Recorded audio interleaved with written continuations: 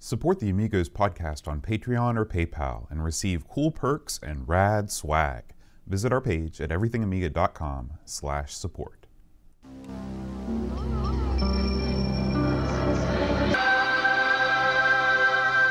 Amiga, the first personal computer that gives you a creative edge.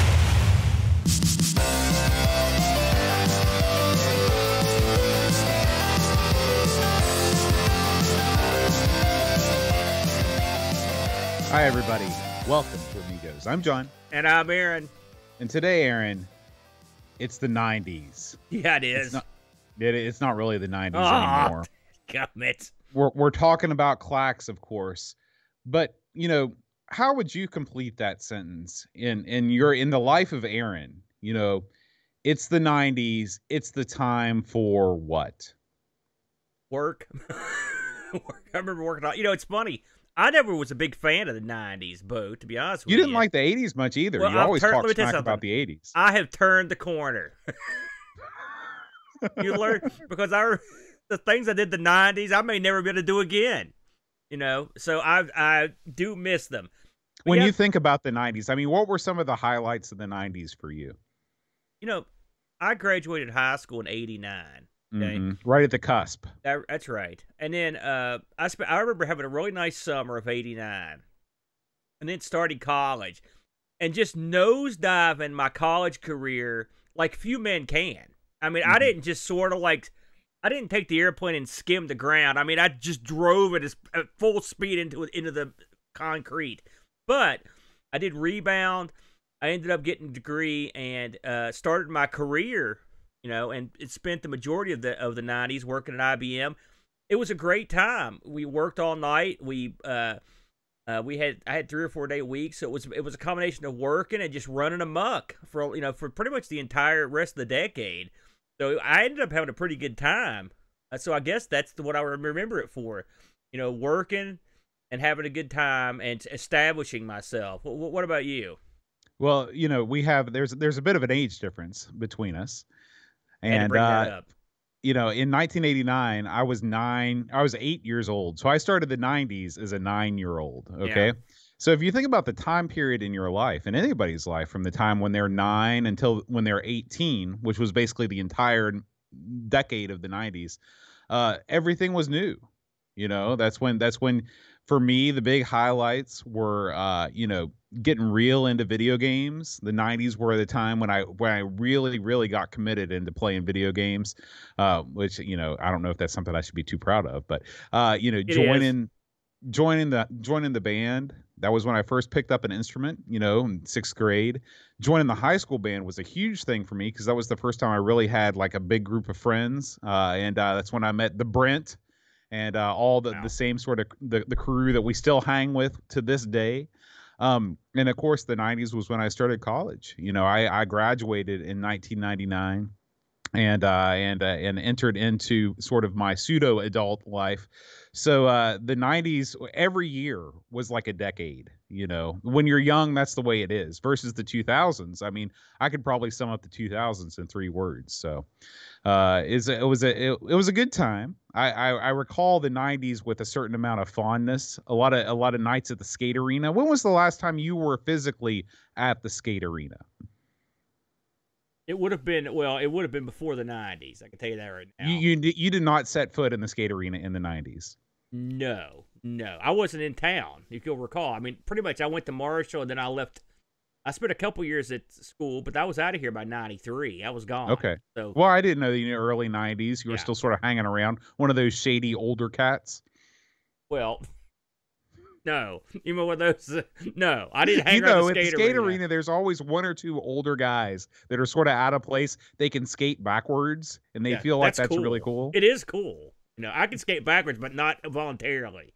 No, the last time I was in skate arena, probably 86, something like that. Wow. Way back, yeah. Yeah. I didn't go skating. The last time I went skating frequently was when I was going to Wednesday night church. You know, and that was a long time ago. So yeah, I skating this year wasn't my bag. You know, I enjoyed it going there, but I wasn't what I would call a proficient skater. Yeah, versus me, I was at the skate arena literally every Friday night between 8th and 10th grade, probably. You know, it's funny to think about it. So the skate arena was pretty big deal for you in the 90s. Yeah, yeah. Like, it was such... I never think it was being that differently aged. I really don't. Even though you mock me, and by the way, it'll all come back to haunt you. But in the 90s, while you were at the skate arena, man, I was breaking in to learn how to run a production line at IBM, to learn how to do complex repair, to, you know, see people, I mean, just go to parties that were just unbelievable, like TV-like parties that I'd never been to in my life. To see things I never thought I'd see. Big city time. You know, it was a real eye-opener to go down there. The diversity and it really, truly, but you had to sort of become an adult, although it's funny, you become an adult by acting like a bigger, stupider kid. That's pretty much, and that never really stopped. But yeah, the 90s were a good time, and then everyone was anticipating the year 2000 and what would happen, and then the 2000s sort of came and just kind of skipped along, and here we are. You know, I'll tell you one thing. People aren't going to say... 20 years later. No one's going to say, yeah, the 2020s just came by and skipped along. No one's going to say that. They're going to be like, we hit a roadblock. Here, 2020. Well, so it goes. Well, I'll tell you, Aaron, what's awesome in the 2020s, and that's everythingamiga.com. We have a brand new article up this week. Aaron, why don't you tell us a little bit about what's going on over there on the site? We got a good buddy, a good friend of ours. He's been one of our compatriots, buddies, booze providers, and all-around good eggs for many years. And that's our good buddy Graham W. Vebke. Graham is a lot of things, but one of the things he is an advocate for the Sharp X68000 computer from Japan. Now, if you are a gamer, or maybe you're just someone that dabbled around in these various emulation collections, you'll probably know about the 68,000 because it's always in there, and it's always got a great batch of games. The 68,000 was known for its real high quality arcade ports, and it's just an overall powerful system. Expensive to import now, Boat. There was probably a time where you could get these things pretty cheap, but those days are long gone. Graham takes and pretty much writes this thing up full specs. He goes through all the different hardware issues, and he goes into the little power problem this thing has, which I have read about that. And then he goes into the operating system, the OS, and then he gets into his games, his favorite games, the games that he thinks are honorable mentions. It's funny, I've played quite a few of these. In fact, we did one of the games he picked, Final Fight, we did on ARG when we did the 68,000. But man, this thing's got some top quality games, Bo. Yeah. Yeah, and, it's sort of like, the best of the 8 and the 16-bit systems combined, with a bunch of arcade ports thrown into the mix.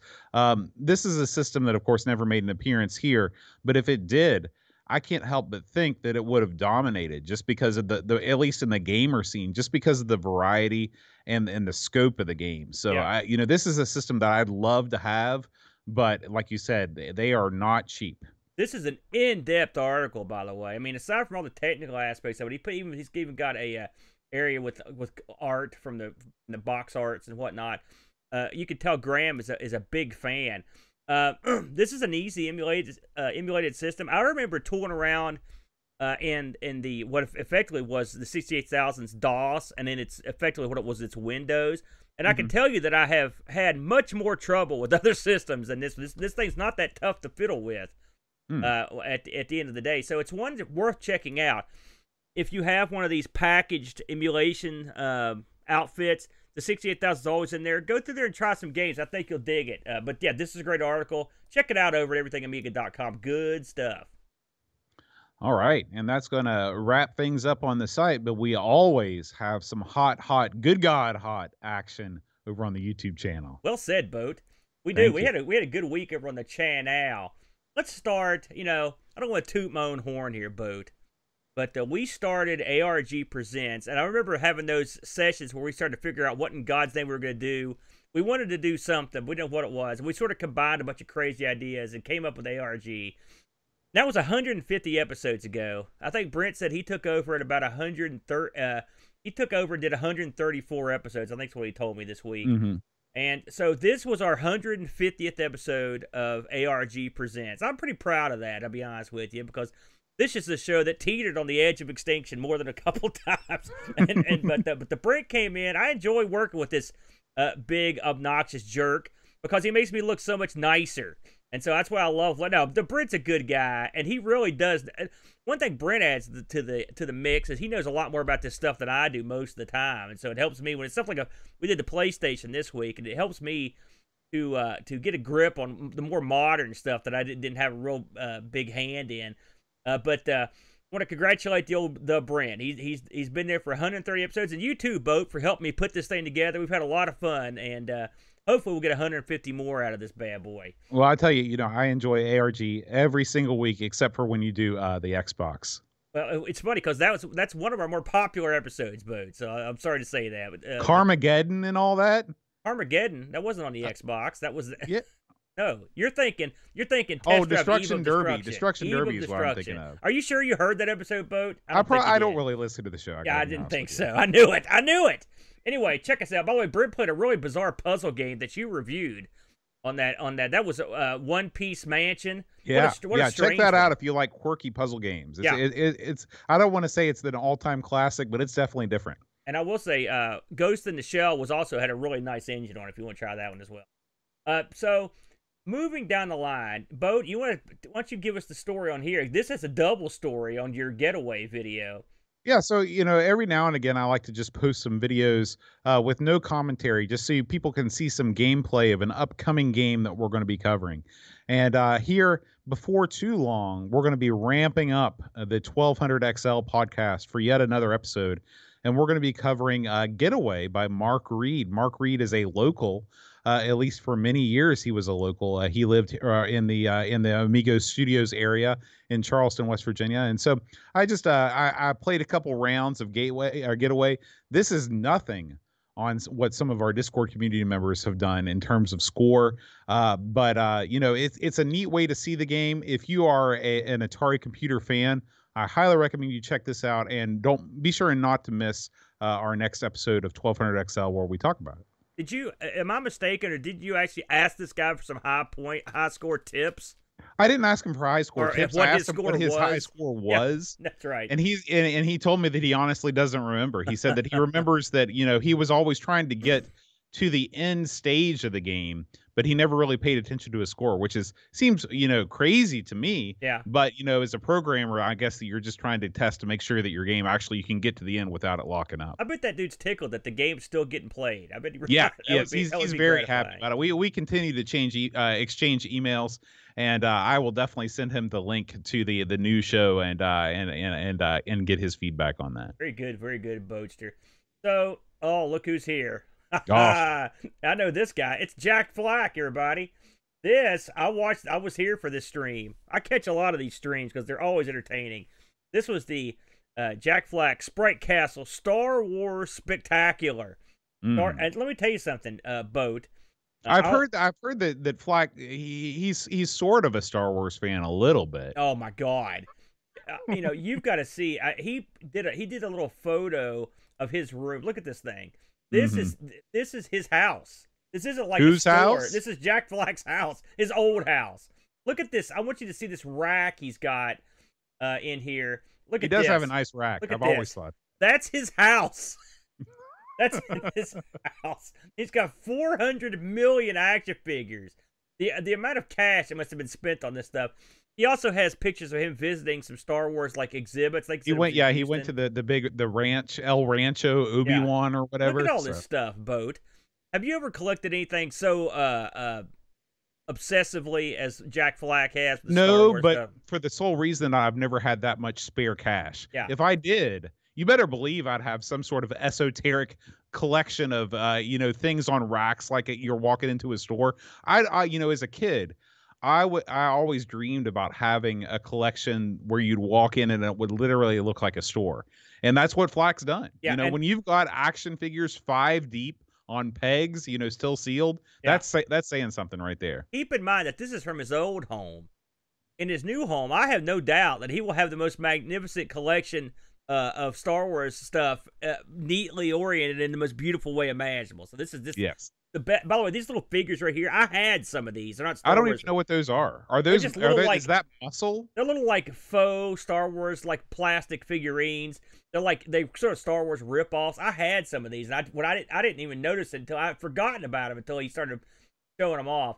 Oh, by the way, he also played some games on this stream. I watched him suffer through Return of the Jedi on the Commodore. Oh, one other thing I wanted to mention. You know, I'm tardy at the party on the C64. He showed a freaking C64 Star Wars demo on here that freaking brought down the house. I couldn't believe this demo, Boat. So that's something else to check into if you know about that stuff.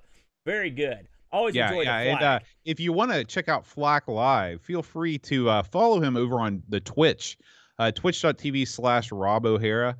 He streams every Wednesday evening. I believe it's 8 p.m. Central Time. So check him out live. Join in the chat. It's a lot of fun. Yeah, absolutely. Oh, and we should mention that I believe yesterday the new release for You Don't Know Flack came out, and he's doing it on The Mist. The Mister. So, yeah, the Mister, excuse me. And so if you're interested in that, and I've got to hear it, but I'm dying to hear it. So it should be good. I'm going to be listening to that for sure this weekend. Speaking of something that just got released, they past week the new Pixel Games come out, and I'm so pleased as punch.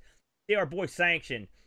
Tim has Tea Time with Tim on stream right here. This is one of the first Pixel Gaiden streams. And there he is, the man himself in all of his glory. He's got his tea time mug down there. Yeah. And here he is. He's demonstrating the Kung Fu Flash for the C64. He does a bunch of stuff with it, and then he gets into some action here. Some interesting C64 stuff here. I watched this as well. I didn't get to see it live, but I got to watch it after the fact. It was real entertaining. I'm glad to see that the Sanction and the boys are taking that next step into the land of streaming. Glorious, Bo. It makes me happy, and I'm even more excited that we get access over here on our channel to show what Pixel Gaiden gets up to with their streams. I have a feeling this isn't going to be the last Pixel Gaiden related content we're going to see either. Oh no, there's going to be plenty more. I know that for sure. So great stuff. I'm happy to see it. Please check these guys out and check out Pixel Gaiden's podcast. Always top shelf. Always enjoy it.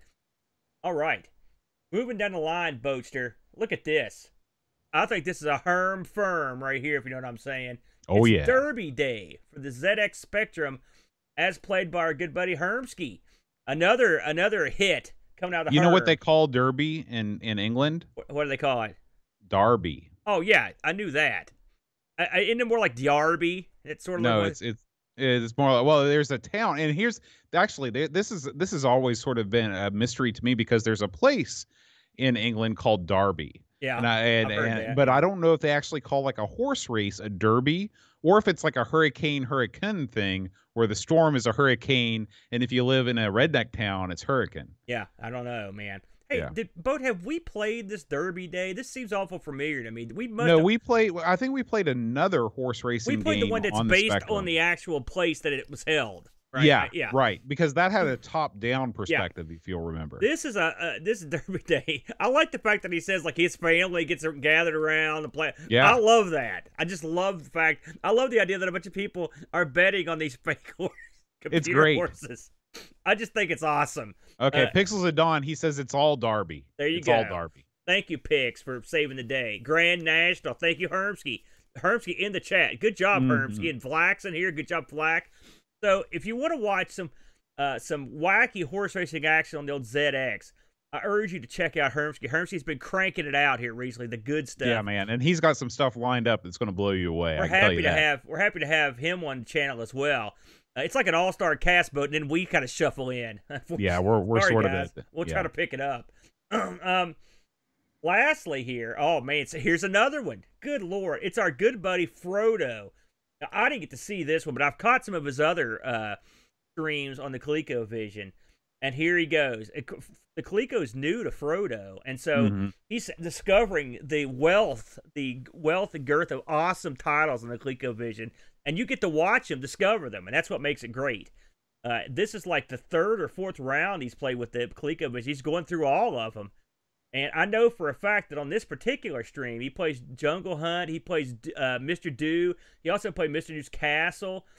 Some of my favorites. I love, Yeah. I'm a big fan of Mr. Doom, Mr. Doo's Castle. Doo's Castle, one of the think all-time greats. It is. It really is. I can't tell. Ladybug. Actually, that isn't Ladybug. I don't know what game that was that you just had on there. What is that? I don't know. That Mousetrap? Mousetrap. That's what it is. It's Mousetrap. Good call. How about me remembering something? It had to happen eventually. So anyway, he had this minor 24-9er, all kinds of great CoCo action. And Frodo has a way. He's got a way about him. And he's got a magnetic personality. You just want to watch him play games. It's awesome. I highly suggest you sign up for Frodo's Twitch. Watch this stuff live. But if you can't catch it live, Frodo uploads one of these a week to the channel for your viewing pleasure. This is a good time. Get you a cold one, kick back and relax. That's the way I like to do it. So kudos to Frodo. Good stuff there. I think, Boatster, that's all we've got video-wise. Do you want to talk about your show with Neil this week? Well, this week, we have not yet released our show, but I believe that by the time, dear listener, that you hear this show on the radio, aka on your podcatcher, you will the show will be released. We had a bit of a delay this week because we are in the midst of releasing our first ever video enabled This Week in Retro. Aaron. Ooh, fancy. And we have enlisted the help of intrepid video producer Duncan Styles, the one and only the Dunk. The Dunk's involved? He's joined the team, and he has really put together a package that is very, very impressive. This week on Tour, we talked about Tour. Kind of sounds like not a very good acronym. Maybe I should just say This Week in Retro. I was wondering what you were talking about. I was like, Tour? What the hell is that? Tweer. That doesn't sound good either. Give it up. We talked about Mega Doom, Aaron. This is Doom. Check this out, okay? So they tried to put Doom on the Mega Drive, all right? It did not go well, so they never released it, all right? So what they did was they put out a version on the 32X. It was great, okay? Yeah. However, they've recently released Doom on the Mega Drive, and get this, Aaron, you can only play it with an EverDrive cart because it uses the chips on the EverDrive cart itself to power Doom. Okay, so like all of the speed and the textures and stuff, the Mega Drive CPU can't handle it, but the EverDrive does all the heavy lifting. How wacky is that? That's wacky. Does that count? I don't even know what would you call that? You can't say this is for the Mega Drive. It requires another piece of hardware. I don't know. I don't know. I'm not here to make that call. What's the difference between that and 32X? I'm just saying that it's out. If you've got an EverDrive for your Mega Drive, you can go to town and play some Doom. I don't want to toot my own horn, but I've got one of those, so we may have to give that a whirl, Bode. Yeah, man. Yeah, because there hasn't been a lot of coverage on that, so I think you should definitely check that out. Yeah, man. We talked about how the retro computing hobby has gone mainstream here, and there has been an article in both the Times, I believe it's the Times of London, as well as the New York Times, talking about the rise of retro computing as a hobby. And the Times article actually featured the one and only Neil RMC himself, Aaron. Oh my! So, I've heard of him. And we talked about just how rising prices are affecting the hobby, all that stuff. We talked about there's a new mouse in town, the Mouster project, which allows you to connect any USB mouse to a DB9 port, so you can use it with whatever retro machine you have. And finally, we talked about a new project overclocking the Super FX chip for the Super Nintendo. So lots of stuff going on in the world of retro this week. I would be scared to death to do that. It's funny because there have been attempts in the past to overclock the chip, and basically what it leads to is just like unplayable games because you start overclocking the chip and the games just run so fast. So what this guy is he's figured out is how to actually time it with the Super Nintendo CPU so the games run at a faster frame rate but don't actually increase the speed of the chip. So it's pretty interesting. There hasn't been too much released yet in terms of this particular project. It's just kind of a Patreon page and some sketches on a napkin, but there might be something coming down the pike in terms of that. Very strange, but yeah. So you can check all that stuff out over on This Week in Retro. All right, Aaron, it's been long enough. It's time to talk about this week's Amiga news. Yes, sir. Amiga News.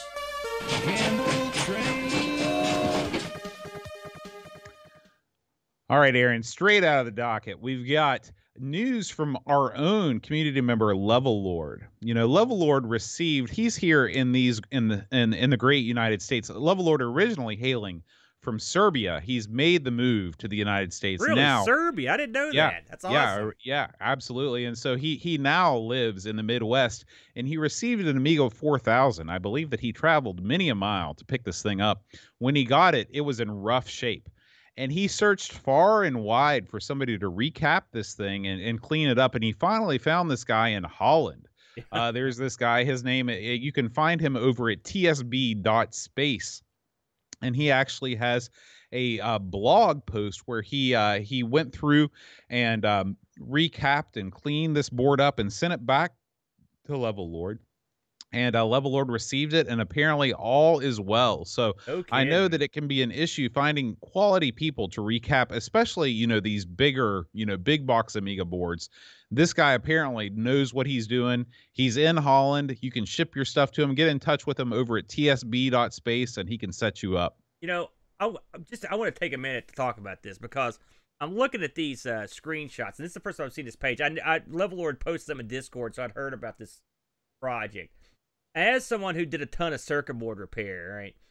When you see stuff like these SIM sockets here that you're pulling these off, for example, this is some heady stuff right here.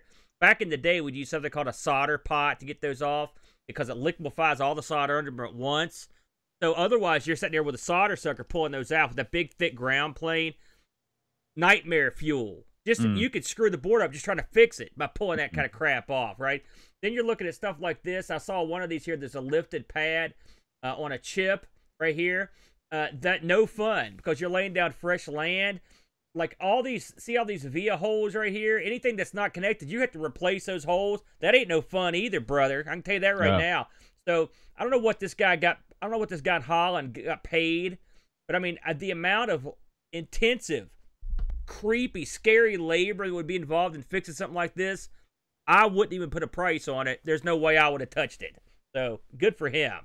Yeah, and definitely get that guy's name out there because something tells me there's going to be a lot of people banging down this guy's door for some of that sweet action.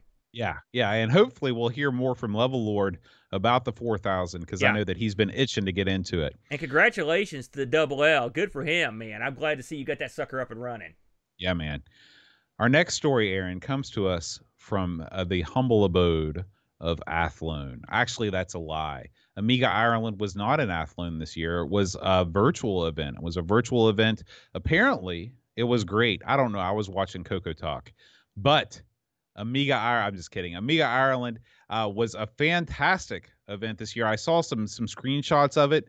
They seemed like they had all the heavy hitters where they're a great crowd. And you know, as you saw the Zoom screen. I saw the lineup and it was like, hoy, this is. And they have posted the creative competition results here online. So if you are interested in seeing all of the winners, and then down at the bottom, I see some familiar faces in here, by the way, Bo. Just at the mod competition, I see Barkbit was in there on the pixel art.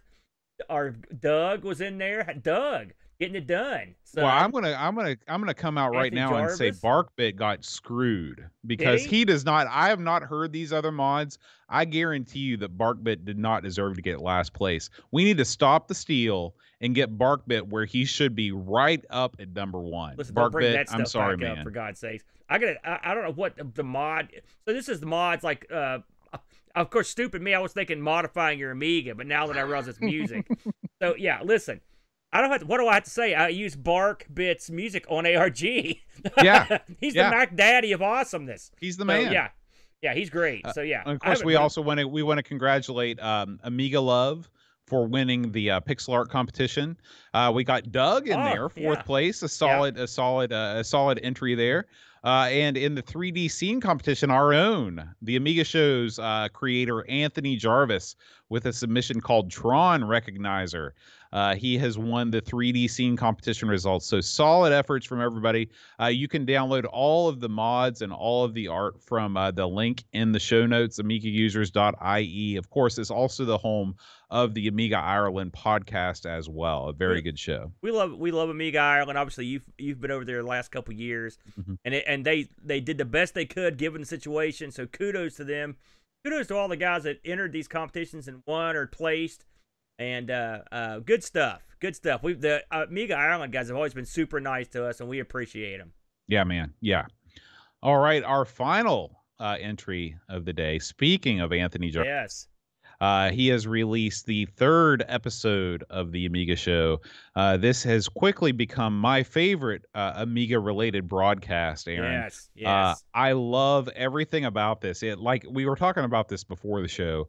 It looks like a VHS tape. You know, everything about it just sort of has this like 80s or early 90s sensibility. Yeah. And it's something that is not, it's completely different than your normal run-of-the-mill YouTube video. You know, there's no fast cuts. There's nothing like that.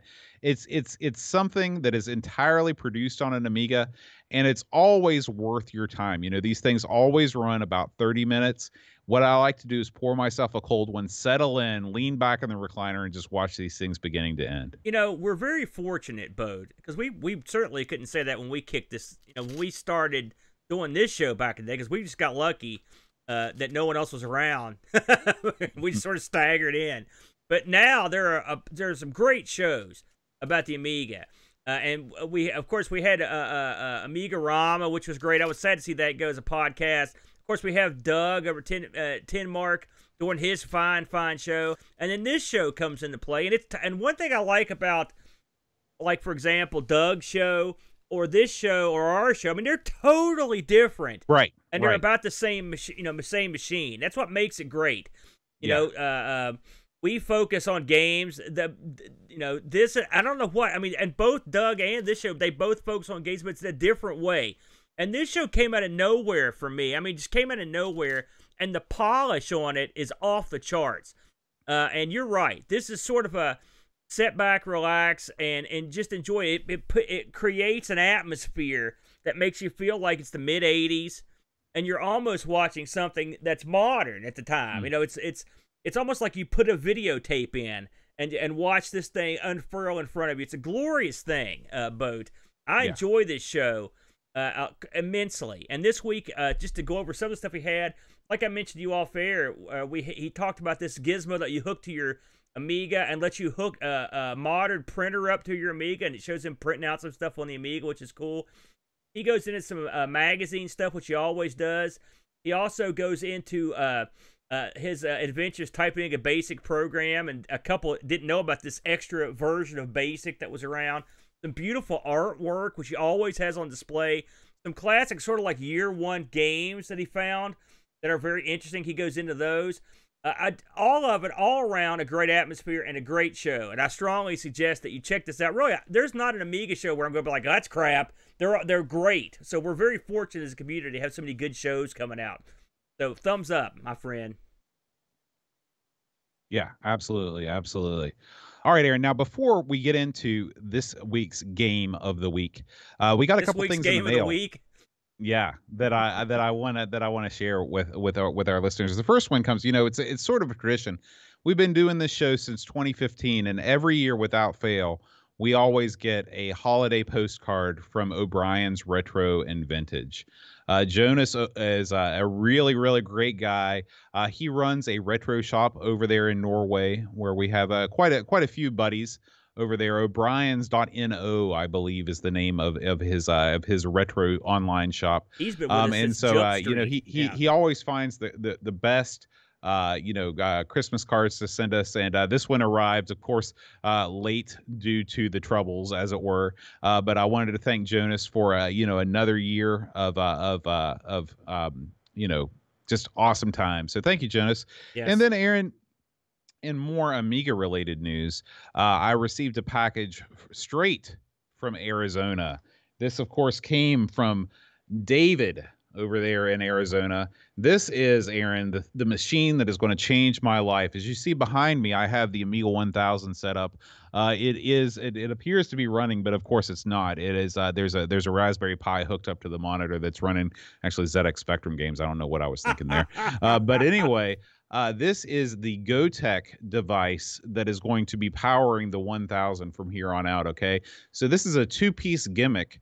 You've got the bit that fits in the machine itself, and then snaking out from the disk drive, you have a this other guy here. This is a 3D printed box. I don't know if you can see this on the video, but he's actually printed boat of car on the box itself. Wow, so I appreciate that. This has got one of those newfangled OLED screens on it, so I'll be able to quickly select the ADF of my choosing. And of course, the very, very desirable rotary knob. So I'll be able to quickly select the ADF of my choice. So Dave fancy. has apparently already outfitted this bad boy with a USB stick that is going to give me all of the NTSC ADFs that my A1000 requires. I will be hooking this thing up tomorrow while I'm watching CoCo Talk. You should I don't know why I videotape keep talking that. about CoCo Talk. That'd be good for a laugh. Oh, well, I might just turn on the camera while I'm doing it, so you can see the sparks fly. Every time I open up an Amiga on camera, the magic smoke suddenly appears. I don't know what it is, but anyway, a huge thank you to David Z, NAZ. This is a bang up job here that he's done. He's hot glued things in place to make sure that I don't pull them out and change the wires around, which I appreciate because I was almost tempted to just start pulling wires out of this thing as soon as I saw it. I'm physically unable to do so now, which is probably to its benefit. All you can do now is just chew on it like you like to do. Like the gym stick, baby. You know, along those lines, I'm not going to get too fully into this, but for those of you that know, I also have an Amiga 1000. I also have put a GoTech in it. And I have had quite an adventure trying to get it to boot, to work this week. And so I came up with the world's stupidest workaround. I was showing it to Bode earlier. I've basically taken a one USB stick, and it's my Kickstart USB stick. I put it in the USB drive. I turn the Amiga on. It loads Kickstart. Then I pull that USB out and then put the one in with the file selector and all the games. Bam. And it works. Now, we'll see if I have to stick with that. I've got some other cunning plans, but it is working. And so I did sit around this week and enjoy some lovely Amiga 1000 action for the first time since I got the keyboard cable in from Slow Norris. And I sat down and played some games on it. I played a couple games of Archon 2 Boat. I played some Hybris on this thing. And it was glorious, but had a great time. So I'm glad to be back in the game on the Amiga. It's funny that we're both getting back in right about the same time. Man. We're very fortunate folks, Boat. Speaking of getting back into the Amiga, Aaron, let's talk about Klax. Bam. Let's do it, Boaster. Klax. Well, you know, this is one. Surely you've played this one over the years. Never. Never. Not on any version in the arcade. Anything? They had this, believe it or not, at the skate arena for a short time. Yeah. I believe that it replaced RoboCop. Yeah. Oh, okay. And I never played it because it looked like I would not be able to play it for too long on a quarter. And back then, quarters were valuable. Well, you were right, Boat. Let's talk about Klax. This was actually an interesting. This ended up being more interesting than I thought it would be from a backstory perspective. So Klax, let's talk about, before we get into the actual Amiga version, let's talk about the Atari Arcade version of this. Released in June of '90, a 1 or 2 player game designed by a guy named David Akers, who made this. According to what I read, he was looking to develop a quick game. So get this. He programmed Klax in a few weeks. Okay? How did he program it, Boat? Amiga Basic. This was developed, the Amiga version of this was developed simultaneously with the arcade version. Okay? And so that's why these both got released so quickly. The Amiga version also came out in '90. So effectively, they were using, they ported the Amiga DOS version line by line into C. And then they made the arcade version of this. So this was a big hit in the arcades. According to Japanese arcade game for they would sell these magazines to distributors. Right. Trade magazines. It was like number 8 for the year, or 7th. It was the 7th most successful game of 1990. Not bad over there. And so Atari determined quickly that this was a big hit for them. And of course, Atari did all the hits they could get. And so they went to work on Klax. And let me tell you something. We've been doing this show a long time. I don't think I've ever seen any game that was more widely ported than Klax. You may be right. You may be right about that. The only thing I could think of that would be in the running would be Dragon's Lair, because that was, ported everything. In my opinion, I think the most ported game of all time is Frogger. You can't find anything that don't got Frogger on it. Well, this is in the ballpark. This is up there. I'm looking at this list, and I just think of any system you can. This had a Sam Coupe port boat. This was on all the handhelds got it. Everything got this. Everything. This is something I thought was real interesting, Boatster. This got an Atari 2600 port, right? It was released in 1990. It was the last game ever made for that system before it was discontinued. I was floored when I saw it, because I was doing some research and I saw that there was and I was like, I've got to see this. And I looked at it and I was like, holy cow! I cannot believe that this actually came out on the 2600. Check it out? I didn't look at it. How's it look? Bad. Yeah. That's not the version you want to play. But you can see how they could do it. They just wouldn't have the blocks flip over. It wouldn't be that tough to do, because really, there's not much to it. So, what is Klax? The Amiga version of this was developed by Teak. All right, so we've seen Teak is they are a manufacturer. Oh, never mind. I was going to say TEAC. It's actually they're like a hi-fi manufacturer. Well, it could be Teak. It also could be Tech. If you depend on how you pronounce that. Tech probably is. It's TEQUE. So you figured out yourself. Uncertain, yeah. Coded by a guy named Pete Harrap, who had. I'm afraid we may see this game sooner or later. He did the Flintstones. I didn't want to give you the ideas. He also did Pac-Mania, Soccer Kid. So he did a couple we've done. The musician for the Amiga version was Matt Furness. He did a ton of stuff, but Lords of Chaos, Outrun Europa, Tubin, Ultima 6. He did a lot of stuff. So these guys came together. And again, this was in development at the same time the arcade game was. So you put these things side by side. This is one of those versions that actually is probably better looking than the arcade. In fact, I've put a little comparison video together here. And if you are watching at home, you can see that as I get this thing started, you'll notice that the arcade version is not that dissimilar at all to the Amiga version. It's very close. In fact, the Amiga version, it looks shinier and sort of has better depth, I think, than the arcade version. So I agree with you there. They're very close, but I mean, and certainly it's easier to see. That's for darn sure. So I actually prefer the way the Amiga version looks. Now, I will say I like the arcade version. Just makes a sound that the Amiga doesn't quite pull off. The Amiga doesn't quite pull off the samples like the arcade version, but it's close enough. I mean, there's no doubt about it, and it's got all the stuff in there. So. What do you do in Klax? Do you want to, Bo, you're a puzzle guy. Do you want to try to explain this in a way that people can understand as opposed to the way I would do it? Sure. So Klax is a falling block puzzle game. Much in the same way that you'd play Tetris or Dr. Mario or Puyo Puyo. You've got blocks, you've got objects that are falling from the top, and you've got to arrange those blocks in patterns in a well to score points and to clear them off the screen. If your well fills up, then the game is over. You lose a life.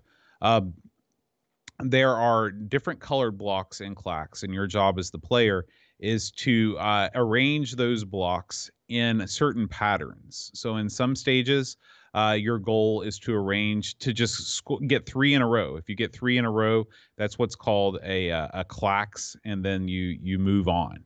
Okay. In other stages, you score Klaxes by arranging the blocks in diagonal patterns, and so on. So that's sort of the variety in the game.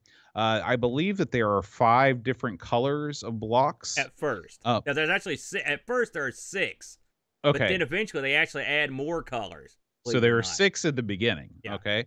And so the challenge comes from, you having to manage all of these other colored blocks while you're working towards your goal. Okay. What makes Klax unique in terms of falling object puzzles is the fact that you can stack blocks on your dropper, essentially. So instead of a game like Tetris where the blocks fall basically through the air and you control the blocks as they fall into the well, the blocks fall in different positions as they make their way down a conveyor belt. You catch them on a catcher, sort of a little shelf, and you stack the blocks up there in whatever way that you choose, and that's how you drop the blocks. So you've got to sort of reframe your mind when you play this game because it doesn't work the same way that most other games in this genre do. Instead of the blocks automatically falling into the well, you have to catch them and drop them in yourself. So this game requires a lot more dexterity, even at the beginning, than a normal falling puzzle game. Because if you don't catch the blocks onto your catcher, onto your shelf, the blocks fall to the ground, and if you let a certain number fall to the ground, it's game over. So you have multiple things that you're working on at once. You've got to stack blocks and patterns. You've got to catch the blocks on your catcher, and you've got to drop the blocks in a specific order to get them to form the blocks in order to form the patterns that you need to advance the level. That's essentially how you play Klax. I will say, I tried to picture this. I was listening. It was a great description. I was like, well, if I was listening to this on podcast, what's the easiest way to describe Klax? Picture a long conveyor belt, and you're a guy at the end of the conveyor belt with a skillet, and blocks come down the conveyor belt and fall, and you catch them on that skillet, and you can hold a certain amount of blocks on it, and eventually you have to dump them to the stacks below you. If you're going to try to visualize it, that's the way I always did it. Now, what makes Klax interesting is, like Boat said, there's a lot of speed involved in getting your little skillet around to catch the blocks as they come down the conveyor belt, and they come faster as you go further, and also more will come. They'll come in quicker, and so you have to sort of do two things at once. You have to make sure you catch the blocks, plus you've got to be thinking about how you want to arrange the blocks below you. And that's the key to this is distributing these blocks below you. Now, what can you do in this game? You can move the little grabber around. You can hit the button to drop blocks, but you can also throw blocks back onto the conveyor belt. You hit up, it'll throw a block back on top of the conveyor belt a little ways. And you can do this to reshuffle the blocks on your grabber, and that becomes key, especially later on. I'm going to be honest with you, Aaron. I did not know that. That might have made me a better player if I would have known that. Oh, you didn't know you could throw I the didn't know blocks about back being able up? to throw it back up there. Yeah. I'm guessing you didn't get too far in this one, did you, Boatster? I had trouble with this one. Yeah. This is like, if you're one of these people that likes to sit back with like a game of Tetris and chill, play a few rounds, the Klax ain't the game for you. This is like someone said, other puzzle games aren't manic enough. We gotta make you nervous. Mm-hmm. And they do it. When you miss a block with your grabber and it falls down, your first thought would be like, okay, it's just gonna fall onto the stack. No. And they could have done that as a gameplay element, but they did not. And you can only drop at the beginning. You only drop 3 of these blocks, and then you're out. And that could happen lickety split. You can also, if you hold too many of the blocks on top of your grabber, that's a drop, and so that's another way you can go down. This game's funny. At first, it says, listen, put 3 blocks in a row to make a Klax. Okay, I think at the first level, we had to do 4 or 5 Klaxes. Quickly, you realize that stacking blocks one on top of the other, while it works, is not worth jack, because the point you get for that are minuscule. And to give an example, there's a level fairly early on where you have to get 10,000 points on a round. Mm-hmm. And if you're stacking, I think that was the level that I never beat. Yeah, if you're stacking 3 colors, let's say you have 3 greens, you stack them in a row, I think that's worth like 50 points. Yeah. If you stack them diagonally, it's like 5,000 points. And I think if you do a 5-block Klax, it's worth like 10,000. But some ludicrous amount. Like, you can clear that level in like 2 drops if you know what you're doing. It's but if you don't, you look like an idiot, and you can sit there and slave away at it, getting 50 points a pop, because that's not the way you do it. And certain levels are going to have certain requirements. Certain levels just want you to get 3 Klaxes or 5 Klaxes. Certain levels want you to get 4 or 5 Klaxes, but they have to be diagonal. That's when the second that level comes out, it instantly gets 10 times harder. Because making diagonal Klaxes is difficult at first, and until you get used to it. Did you when I know you got to that level? It's pretty early. Did you have any trouble getting into your mind into the mindset of getting those diagonal Klaxes? Well, I mean, yes, and I'll tell you why. It took me a while to even figure out that orange and yellow were different colors in this game. Yes, they're dark. And I got so frustrated because I would do what I thought the game was wanting me to do, and I was like, "What am I doing wrong here?" And I think I even took a screenshot and I posted it on Discord. I'm like, "Listen, guys, I don't know how to play this game because is this not right?" And Pix was like, "Yeah, orange and yellow are different colors," and I was like, "Oh, they are so similar. They're so similar." That is the worst one. Of the bunch, that's the only one that's really you have to really differentiate. Is that the other ones you can differentiate pretty easy. But yeah, I understand that. Another thing that I have a problem with is I just think that there are too many colors from the get-go in this game. It gets worse. The fact that it gets worse is mind-blowing to me. Yeah, they add pink and some fluorescence and stuff. It gets a lot. If you've played a lot of these falling block puzzle games, I can't think of another game that has 6 separate colors in it. I mean, like if you're talking about, like Puzzle Fighter or something like that, or Dr. Mario or Puyo Puyo or whatever.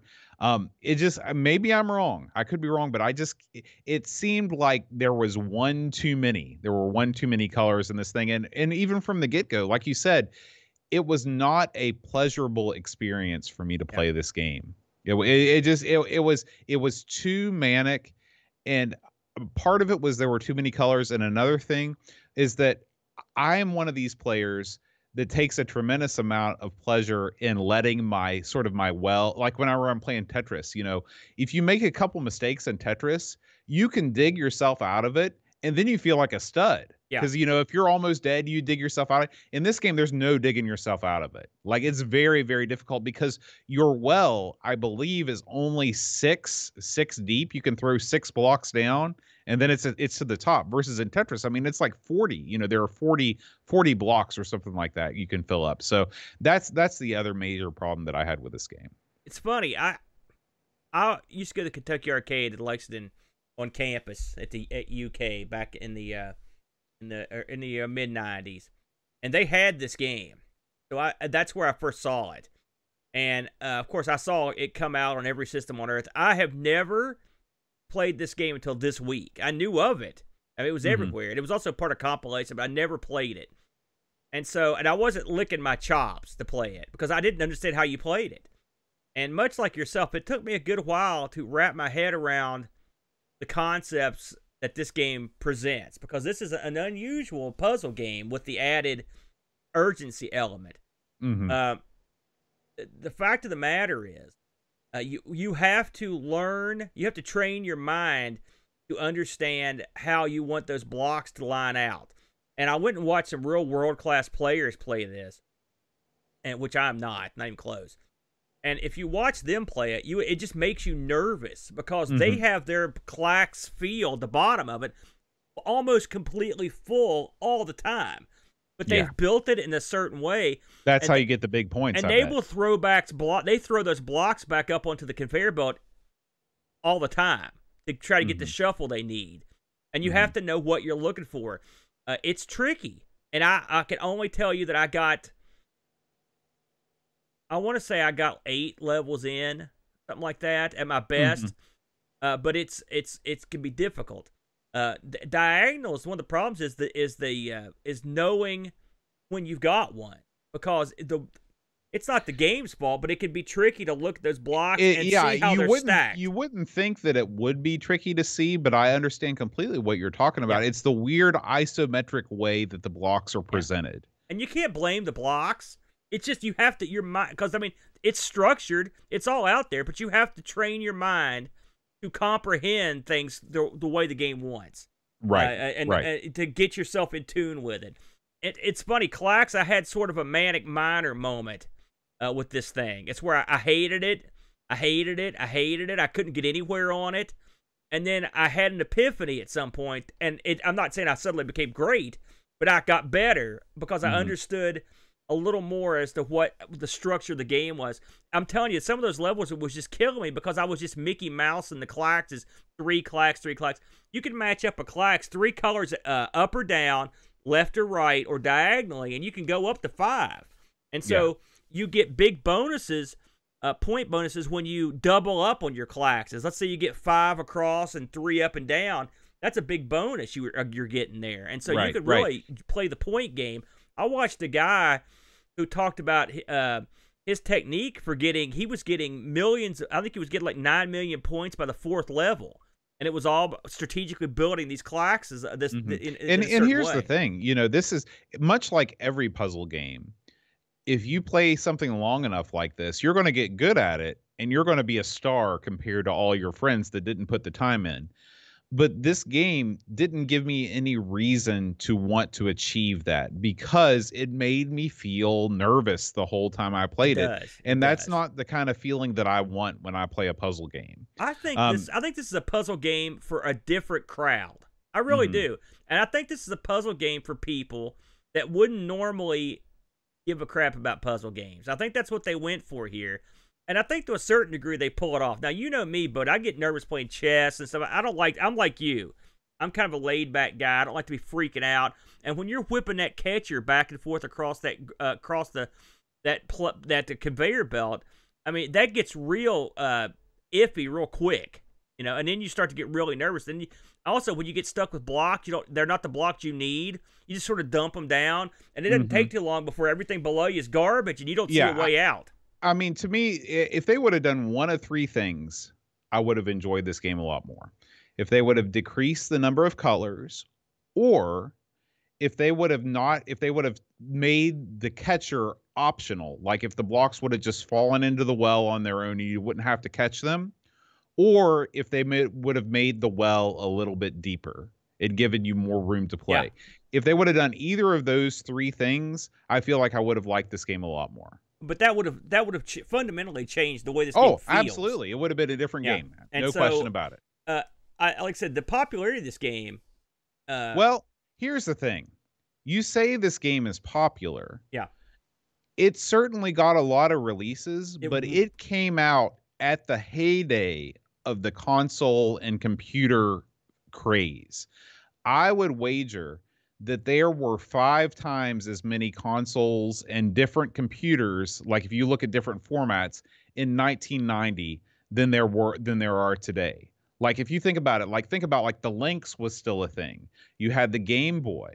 You had all of the wacky 8-bit computers were still kicking around. In 1990, they were still legit. The 2600 was still legit, apparently. You know, so it got a ton of ports. I'm not so sure that this game is an all-time great, even though it did get so many ports. It just happened to come out in a time where you could port it to a lot of stuff because there was a lot of stuff on the market. Well, first of all, I'm not saying it's an all-time great. I definitely wouldn't go that far. But I will say this. Here's a game that had success in the arcades, obviously, you know, from what we've read. And it's an easy game to port. And it will run on every system. Okay? Right. I would be interested to see how this looks on the ZX, given the color limitations. That would be interesting to see how they pulled that off. But you know, I think the game was ported to all those systems because it's easy to port. Plus, I think that puzzle games are always a pretty good bet, and I would call this a good, unique puzzle game. I don't think I've played a puzzle game like it. Yeah, a lot of games just like, that's Tetris, or that's a 3 in a row thing. This game is on a whole different level. And it requires a unique combination of talents that just because you're good at a certain game doesn't... Trust me, when I was watching the guy set the world record on this, at the top levels, it takes a certain type of genius that can pull this off that, I mean, it was so far beyond my ability to even comprehend that I don't know how he could possibly do it. You know, so, and I'm sure those people... I will say, has this aged well? I don't know. I think this is not the kind of game you're even going to play on your cell phone. I don't think. I just think it's too manic. I'd be. This is definitely something you want to put. I don't know how. Yeah, now, it would be interesting to see, and maybe somebody in the chat can let us know if there is an iOS or Android port of Klax out there. But I agree with you. I don't know how you do this one on the mobile. It does make sense to me. I will say I was reading some of the. By the way, just to put this in perspective, this did win a ton of awards, Boat, and it was actually. It gets mentioned a lot in, like, for example, this is another one of those games on that 1001 video games you must play before you die thing. This won awards the year it was released in the arcade for its ingenuity, and it got an award for being good for kids. I think at the time too, the arcade industry was really floundering, and so I feel like I'm not sort of, I guess I am. I think that if this game would have been released at a different time, it wouldn't have got the accolades that it did. Think about in 1990, the arcade scene was floundering, and they were on the hunt for anything that was remotely popular. How about this game had timing on its side. This is pre-Street Fighter 2. There wasn't really a whole lot going on in the arcade at this time. How about this? 1991, you've heard of a magazine called Amiga Power. It rated this the 26th best Amiga game of all time. Okay, I'm just saying. Quite a feat for a game that was only released 1 year earlier. All I'm saying is the people liked this game a lot when it was out, and it did well. I mean, it was ballyhooed by the press. How about that? Yeah. One of the things I thought was amusing, though, here, I'm going to flip down to it. So, again, we mentioned this got released on everything, right? So, one of the guys who programmed this thing actually put a Easter egg in it, and it was a wedding proposal.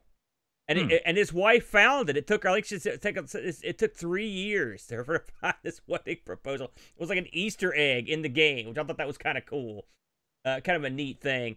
In terms of the Amiga press, this has a review on Lemon, 7.77 sevens. That was kind of neat.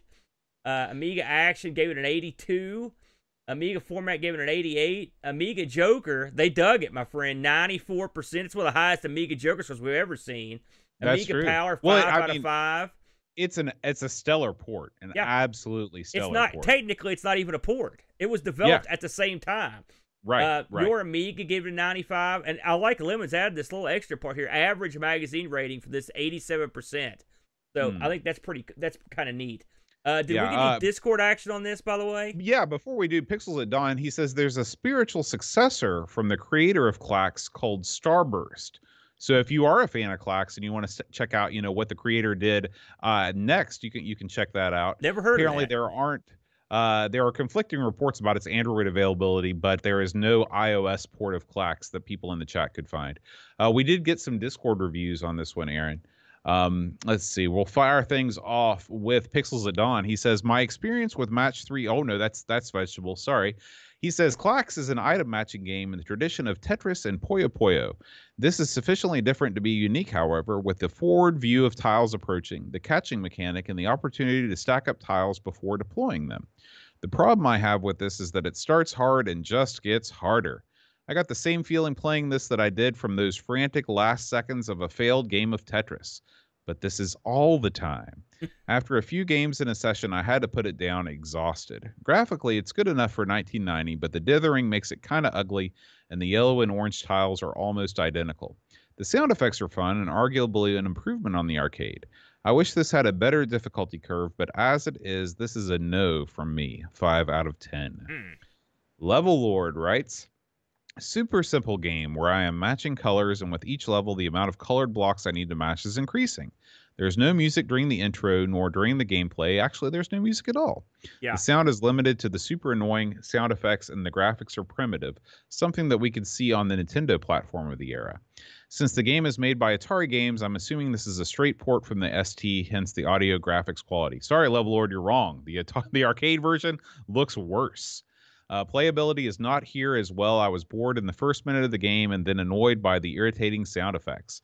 After completing the second wave, I realized I will have more fun writing down this short review than continuing playing Klax.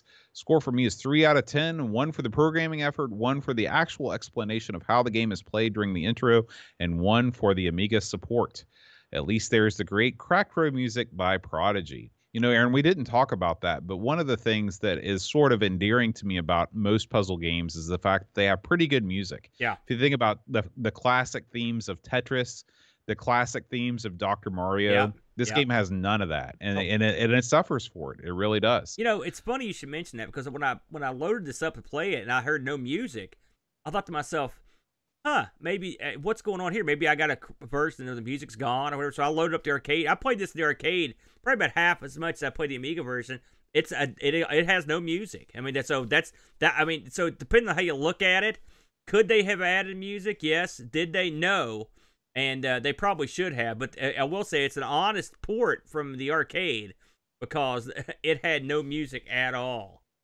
Chris Folds writes, late review, but I like it a lot. One of my favorite Amiga action puzzle type games, and I never had problems with the colors myself. Only issue is they didn't tone it down for home keeping the arcade level of coin munching when they could have added a more steady strategic mode. And that is something that we didn't really talk about, is that this game was designed to take money out of your pocket and not give you a long playtime. So you can't undersell that too. Frodo and L writes, I used to play this on the Speccy and later on some other systems. The Amiga version is easily one of the best versions out there. I will always prefer Tetris, but Klax is one of the very few games that comes close to it to me. 7.5 out of 10. And Graham W. Vebke writes, this is a decent version of Klax. He's more familiar with the PC Engine and Sharp X68000 versions. And as a fan of puzzle games, it does appeal to me. It takes the tried and tested color block matching formula and adds a difference where the matching is not done on the playfield, but is in a well-lit area. You do get to stack multiple tiles, and most of the skill is in mastering the well area. Overall, it's a decent game, but it's not one for having a relaxing time, and I prefer Tetris DX still for these types of games. 7 out of 10. So that's going to wrap it up. We got a lot of reviews on the old Discord this week, Aaron. Always good to see that. And remember, if you're a member of our Discord community, please feel free to leave us a review for us to read on the show each week. You know, one thing I want to mention is we're tailing off here on the old Klax. 2-player simultaneous play. That does give it some jack right there. Because I mean, that would be a fun way to play it, which I didn't get to play like that. But I do appreciate the fact that it's in there. That's always a good time, having a puzzle game with your buddy. Real quick, I looked this up on the eBay to see what they were going for. You can get this, the disc only. I saw a sucker selling it for $15. You can get these complete in box if you're in the UK. I saw them ranging anywhere from $16 to $35 US. There you go, Boadster. Yeah.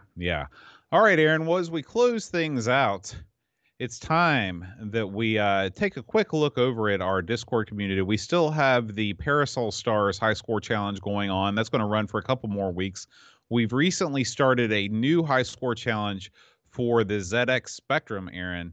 And this week we are going to another game.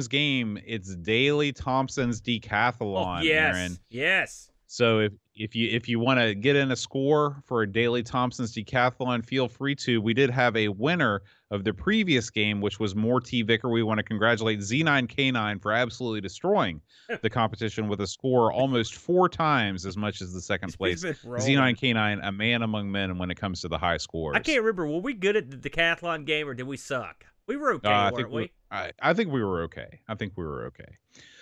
All right, Aaron. Now, you may be asking, how can we listen to the Amigos live? Well, we stream live every Friday at around 5 o'clock Eastern time here in the United States, twitch.tv/Amigos Retro Gaming. And we have people that like to support the show through Twitch. You could be one of you all, fair listener. So I want to take a second to read all of those people now, because those people really do make a difference in the future of the show. We've got Frodo NL, Lord Soup, Gary Heather, the Slow Norris, L. Curtis B, Smregdiger, Retro Jerry, Da Crabs, MTG, Wide World of Retro, Macintosh Librarian, Blah Blah 5372, Captain Chaos DK, Pints and Amiga, Jost 80, Blue Train, Wing Chun Wolf, Z9K9, Rule of Thirds, Christian Russell, Buck Owens, Negsol, Paul Kitching, Lamasta, Mitsuyama, Uber Scuba Diver, Piplo, Googlebox, Jigglebox, and Eeyore 4077. Thank you guys so much. No, I just mispronounced it the first time. You know, that's what they call me in France, but La Masta. I like that. Yeah. That's cool, That man. means I'll the have to go with you master, next by time the I'm way. over there. Yeah. Yeah. Yeah. It's sort of like how did they say the lariat in Japanese? Lariato! I love it. I love it. All right, Aaron. Now, last week for the Patreon song, we had quite a few entries, quite a few winning entries. The song last week was Blackbird by the Beatles. L. Curtis Boyle got it right. Pixels at Dawn, Frodo NL, Paul Kitching, Daniel Crabtree, Jigglebox, Mitsuyama, CBM Nut, and Packbelly. Congratulations, one and all, Even I knew that for one. getting that one. Yeah. All right. Here we go, Aaron. I'm taking it old school this week. For the past month, we've had the full band arrangement. We've done some stuff. Me and the Boss Man did a duet. We've got another full band Patreon song arrangement coming down very, very soon. But this week I'm doing it la vocalese, as they say. Lay it on me. Oh, you had to move the mic like a pro. Look at you. Go ahead. Crazy Lupus William Winterscar, Heavy Systems Inc., Bundy Fragalore, Mark Bylen, Olav, Hope, Hope, Hope. That was the intro. Hermsky Jonah, a.k.a. Simulant Ethan Little, Alien Breeder, Dave Velociraptor, Cowboy Boy Lane Denson, Luke Hudson, John Cook Bomb, the bass, Frodo NL, Soul Incisor, Tech Mate, Chug and Mr. Cola, Daniel Williams, Bernard Lucas, Jerry Dennington, Zorglub, Commodore Kid, Reflection, Simon Ledge, Cap and Crispy Kilobytes and Caffeine,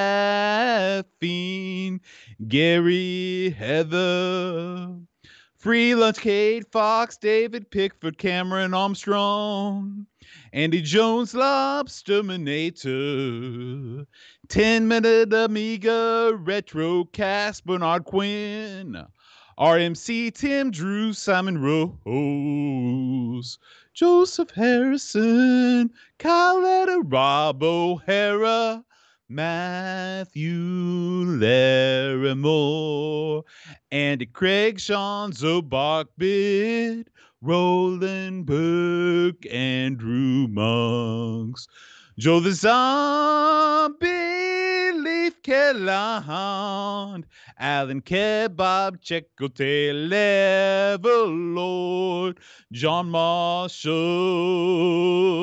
Matthew Perron, Ricky DeRocha, Creepy Dead Boy, Figure CTZ, The Slow Norris, Stefan Sorgott Mortensen, Evan Helen, Blender 75, Christopher Hassel,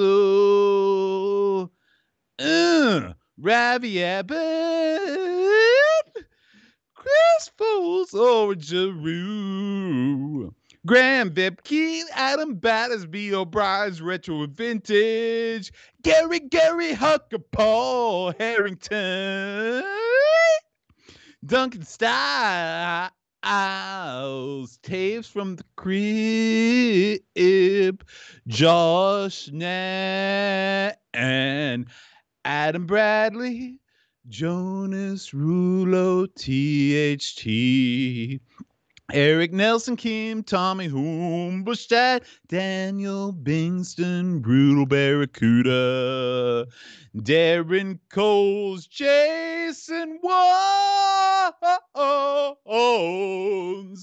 Pixels at Dawn, and Bjorn Barman.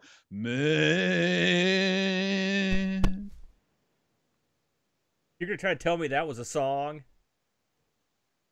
It was. It's like someone was slowly burning Joe Cocker, and then they put a mic in his face. That's what that reminded me of.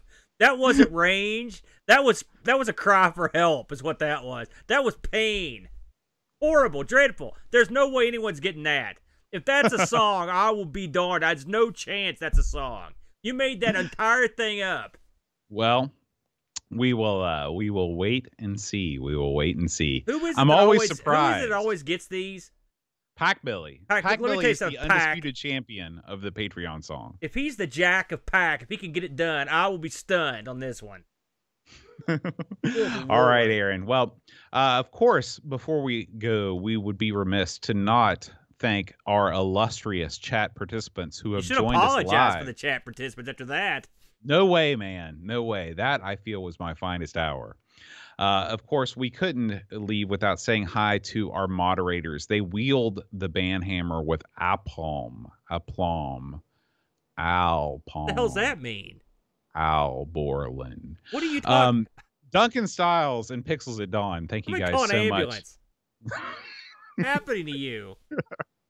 Of course, and we've also got tons and tons of folks in the chat with us. We got Ball857 is here, Barkbit, Brock 101, Buck Owens.